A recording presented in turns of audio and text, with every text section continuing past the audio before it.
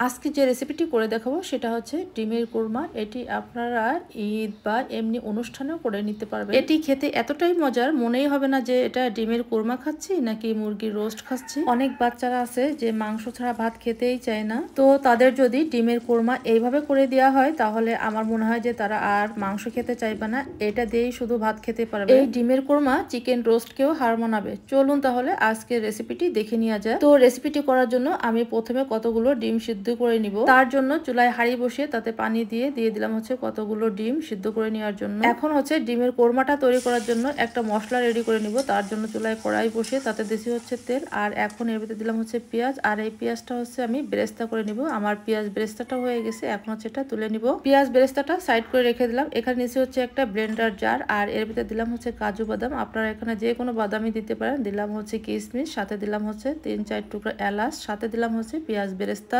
এখন এর ভিতরে দিব হচ্ছে কালো গোলমরিচ, আপনারা এখানে সাদাটাও দিতে পারেন। দিলাম হচ্ছে সামান্য একটু জয়ত্রী, সাথে দিলাম হচ্ছে শাহি জিরা, দিলাম হচ্ছে পানি। এখন হচ্ছে এটা ব্লেন্ডার করে নিব।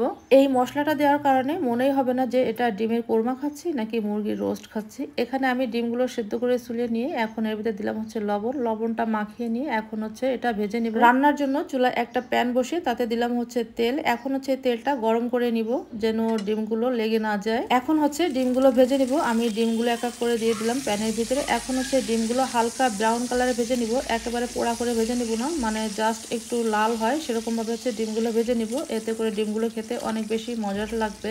আর অবশ্যই ডিমগুলো রান্নার আগে একটু কেচে দিবেন, এতে করে এর ভিতরে মশলাটা ভালো করে ঢুকে যাবে। ডিমগুলো কেচে নিয়ে ভিডিওটা আমি আর করতে পারিনি, আমি ভুলে গেছিলাম। এটি আপনারা একটা ছুরি বা কাঁটা চামচের সাহায্যে কেচে নিতে পারবেন। আমার ডিমগুলো ভাজা হয়ে গেছে, তুলে নিলাম ডিমগুলো। এখন রান্নার জন্য ওই তেলের ভিতরে দিলাম হচ্ছে কিছুটা পেঁয়াজ কুচি, আর পেঁয়াজটা হালকা ব্রাউন কালারে ভেজে নিয়ে এখন এর ভিতরে দিলাম হচ্ছে মশলা। দিলাম হচ্ছে আদা রসুন পেঁয়াজ বাটা, জিরা বাটা, সাথে দিলাম লবণ মরিচের গুঁড়া, ছোট এক টুকরা করে দারচিনি আর হচ্ছে এলাচ, সাথে দিলাম হচ্ছে ধনিয়ার গুঁড়া। এখন হচ্ছে এই মশলাটা একটু কষিয়ে নিব। খুব বেশি কষানোর দরকার নাই, যেহেতু এই মশলাটা আবারও কষানো হবে, যার কারণে খুব বেশি কষানোর দরকার নাই। এখন এই মশলার ভিতরে দিলাম হচ্ছে অল্প একটু পানি, আর এখন এর ভিতরে দিব হচ্ছে 2 চামচ টক দই, সাথে দিলাম হচ্ছে মিষ্টি দই। অবশ্যই এখানে মিষ্টি দইটা ব্যবহার করবেন। আমি এখানে উঁচু ভর্তি করে 1 চামচ মিষ্টি দই দিয়ে দিছি, সাথে দিলাম হচ্ছে টক মিষ্টি দই 1 চামচ। শুধু টক দই দিয়ে কখনোই কোরমা তৈরি করবেন না, ওটা খেতে কখনোই ভালো লাগে না। যারা এই ভিডিওগুলো তৈরি করে তারা দেখা যায় যে এই রেসিপিগুলো পরে খায়ও না,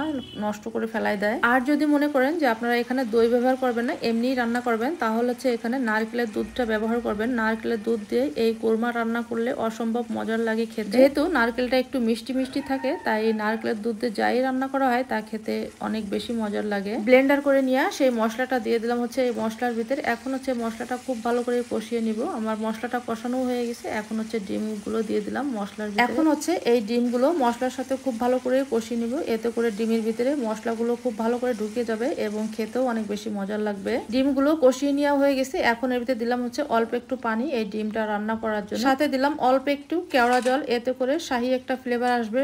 অবশ্যই চেষ্টা করবেন এখানে কেওড়া জলটাই দেওয়ার। এখন এর ভিতরে দিব হচ্ছে ফুল ক্রিম গুঁড়া দুধ। এখানে আমি উঁচু ভর্তি করে 2 চামচের মতো হচ্ছে গুঁড়া দুধ অ্যাড করে দিলাম। এখানে চাইলে আপনারা লিকুইড দুধ দিয়েও হচ্ছে কোরমাটা তৈরি করতে পারেন, কিন্তু আমার কাছে এই গুঁড়া দুধ দিয়ে বেশি ভালো লাগে খেতে, যার কারণে আমি এখানে গুঁড়া দুধটাই ব্যবহার করছি। এখন এই দুধটাও এই সব কিছুর সাথে ভালো করে মিশিয়ে নিব যেন এতে কোনো দলা না থাকে। এখন এর ভিতরে দিলাম হচ্ছে 2 টুকরা তেজপাতা, সাথে দিলাম হচ্ছে 3 থেকে 4টা কাঁচামরিচ ফালি করে নিয়ে। এখন হচ্ছে ডিমটা ঢেকে দিলাম রান্না হওয়ার জন্য। ডিমটা 5 থেকে 6 মিনিট রাখলে হচ্ছে রান্না হয়ে যাবে। আমার ডিমটা রান্না হয়ে এসেছে, ঢাকনাটা তুলে নিলাম। সাথে অ্যাড করে দিলাম হচ্ছে ঘি। অবশ্যই এখানে ঘিটাই ব্যবহার করবেন, এতে শাহি একটা ফ্লেভার আসবে, তাই অবশ্যই এখানে ঘিটাই দেওয়ার চেষ্টা করবেন। আর ঘিটা নামানোর পূর্বে দিবেন, এতে করে সুন্দর একটা ফ্লেভার আসবে। আমার ডিমটা রান্না হয়ে গেছে, কিছুটা পেঁয়াজ বেরেস্তা উপরে ছড়িয়ে দিলাম। আপনারা চাইলে এটা দিতে পারেন, আবার চাইলে বাদ দিয়েও দিতে পারেন।